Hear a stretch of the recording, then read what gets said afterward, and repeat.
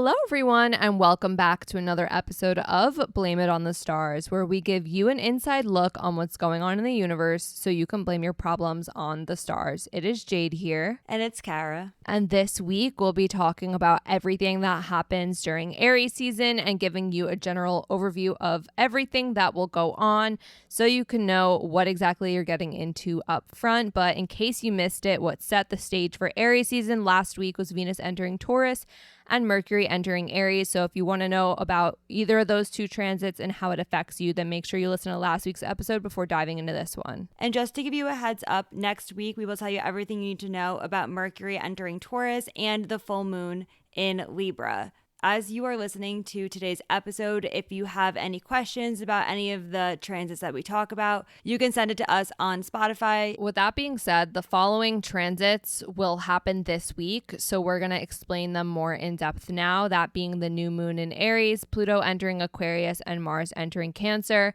But we will give you an overview on transits such as the full moon in Libra, Mercury in Taurus, Venus in Gemini, and the solar eclipse in Aries, but know that all of those will have their own episodes as they get closer.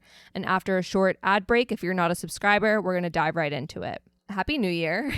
In astrology, the new year begins with the Spring Equinox, which is also known as Aries season. Aries season will begin on March 20th at 5:25 p.m.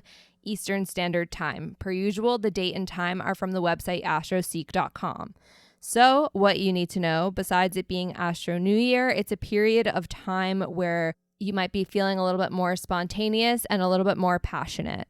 As the sun moves into Aries, we're going to feel a big shift in our energy. We're going to be a little bit more inspired to be active, go out, do things, and be social. And that's definitely going to be true, specifically with the one key date that you'll need to know while the sun is in Aries. On April 11th, the sun is conjunct Jupiter, which is just a day of true optimism and joy. You might be feeling really social and confident during April 11th, but overall during Aries season, you're definitely really enjoying the spontaneity that comes with the Aries energy. Now, the next thing that happens during Aries season is literally the next day. It's the new moon in Aries, which happens on March 21st at 1:22 p.m. Eastern Standard Time. Now, what you need to know with this is the real opportunity for you to be setting any New Year's goals for yourself.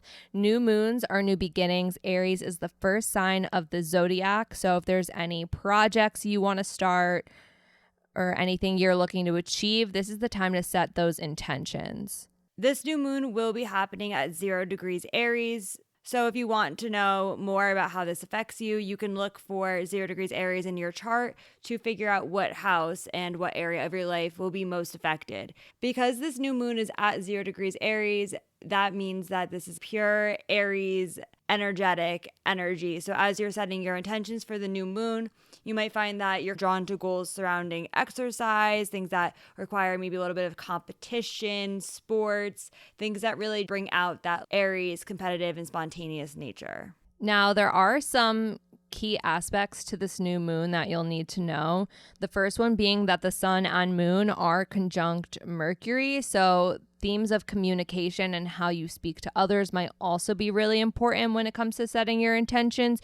But overall, that spontaneous Aries energy will come out in the way that you speak during this new moon. Keep in mind that this new moon will be square Mars, and squares do bring about some tension. So there could be some challenges when it comes to the way that we are directing our energy and starting to take initiative on the goals that we have set for ourselves. Since this new moon is at 0 degrees and Neptune in Pisces is at 25 degrees Pisces, this is theoretically conjunct Neptune. So Neptune energy is very creative and imaginative. And I always like to think with the moon in aspect to Neptune positively like that, you might be feeling very optimistic and really creative, dreaming about your future. So if there is some manifest-like energy in the air, you can blame it on Neptune. In addition to all of that, there will be a positive aspect, a sextile to Pluto, that is adding some more intensity and healing energy to this new moon. It also can inspire passion projects in your intentions. Now, speaking of Pluto, this is the big one of Aries season. Pluto enters Aquarius. This happens on March 23rd at 8:14 a.m. Eastern Standard Time. Now, what do you need to know about this? First, I think it's important to know that Pluto in Aquarius, it kind of comes in 3 phases, if you ask me. Pluto's going to dip its toes into Aquarius between March 23rd and June 11th of 2023, and then it's going to go back into Capricorn. It'll come back into Aquarius in the beginning half of 2024. Then it'll go back into Capricorn. And then by the end of 2024, phase 3 will begin, aka Pluto will be in Aquarius and stay in Aquarius for 19 years. So if you're like, what is this? What does this mean?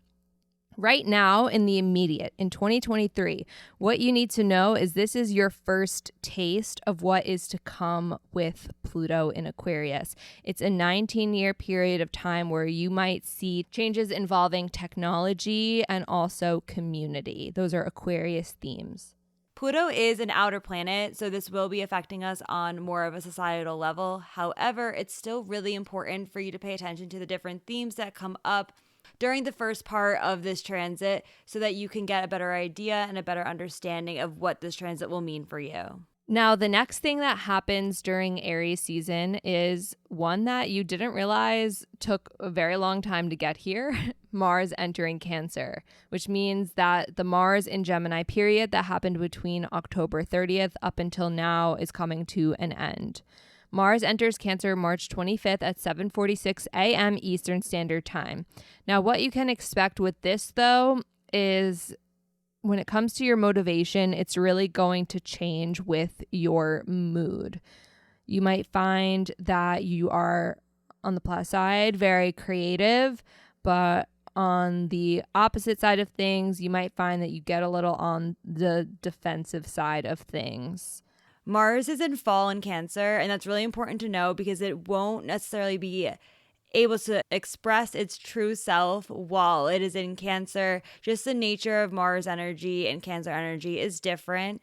So just keep that in mind as we go through this, that it can be a little bit uncomfortable and that Mars and the way that we go about doing things may not be going very smoothly. Now, on the plus side, though, the key dates that you'll need to know while Mars is in Cancer are fairly positive. Mars does make some nice aspects. The first one being on March 30th. Mars is trine Saturn, which is excellent for setting long-term goals and working towards them. Saturn is a planet that is all about the long term, and Mars is our motivation. So when they're working together like that, it's an excellent time to get things started that will pay off in the long run. And then on April 29th, Mars will be sextile Uranus. This aspect will bring a lot of positive change and new energy into our lives. So if there's something that you want to try that you've never done before, you might find that you are more motivated and more interested in switching things up and trying new things on this day. And then lastly, on May 15th, Mars is trine Neptune. If you are looking for a creative spark, you can definitely find it on May 15th. But also, too, this could be a good opportunity for you to start working towards your dreams. Now, everything else that we're about to mention happens in the later half of Aries season, but we are going to discuss it now so you know what you're getting into up front. But you can expect all of these transits to have their own episodes/deep dives. Let's get into it. Mercury enters Taurus on April 3rd at 12:22 p.m. Eastern Standard Time. You will need to pay attention to this one. What you need to know with this energy is it's a period of time where you're wanting to take your time. You might not want to rush things. It's also a time where you're really valuing practicality and logic over emotion. Something to keep in mind is that Mercury will be in Taurus for a little bit longer than its typical Mercury transit because Mercury will retrograde in Taurus during Taurus season. So again, that's something that you want to pay attention to so that you can figure out what themes are coming up and what will be important and relevant to you in your life during the Mercury retrograde. The next thing that'll happen during Aries season is the full moon in Libra. This happens on April 6th at 12:34 a.m. Eastern Standard Time. A little angel number, 1234. Love to see it. Anyway, something you should know with this is full moons are all about finding balance. So this full moon is an opportunity for you to find the balance between spending time with others and also taking time for yourself. So this will be a pretty positive full moon because the only aspect to the full moon is Jupiter. Even though we are releasing and letting go of things, it should go really smoothly, really easily, and almost effortlessly. The next thing that happens during Aries season is Venus entering Gemini. This happens on April 11th at 12:47 a.m. Eastern Standard Time. How this affects you when it comes to your social life, it gets a little bit more social. You might find that while Venus is in Gemini, you're a lot more chatty and maybe a little bit more curious to learn new things. We will explain this more in depth in a future episode, but just know that Venus and Gemini will also experience a square to Saturn and Neptune, which will bring about some challenges. But again, nothing to worry about now. We will get there when we get there. And we end Aries season with a bang, quite literally, with the solar eclipse in Aries at 29 degrees Aries at 12:12 a.m. Eastern Standard Time on April 20th. This is just a few hours before Taurus season begins. So your final moment with Aries season is literally an eclipse. Yes, that means you are theoretically experiencing 2 new moons in Aries during Aries season. So lots of Aries energy going on here. Eclipses are intense. So you might find that this solar eclipse in Aries can bring out some strong emotions, some strong passion. It's definitely a lot of energy right before Taurus season begins. This solar eclipse in Aries is the first of the eclipses that we'll have on the Aries and Libra axis. We're at that point in between where we're switching over from the eclipses in Taurus and Scorpio into Aries and Libra. So the eclipses coming up are going to go back and forth between the two, but again, we do have the solar eclipse in Aries at 29 degrees, and it will be significant because it's marking the beginning of this new eclipse cycle. And that's pretty much it for this week's episode. If there's any questions you might have on anything, remember you can always drop your questions on Spotify and we can get to them next week. But if there is a question that you think is better suited for a personal reading, this is your reminder that we do offer readings. Readings are hosted on an app called Intro, which allows for FaceTime style calls. We have readings for as short as 15 minutes to as long as 1 hour. You decide what you want to talk about and who you want to talk about it with.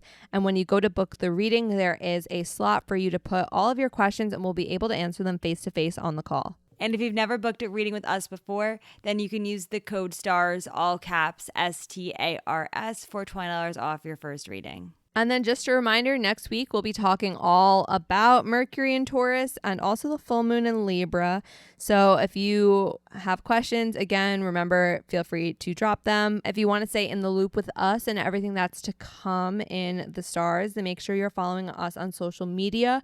We are on Instagram, TikTok, and YouTube at BLME The Stars. That is all for now, and we'll see you all next Monday.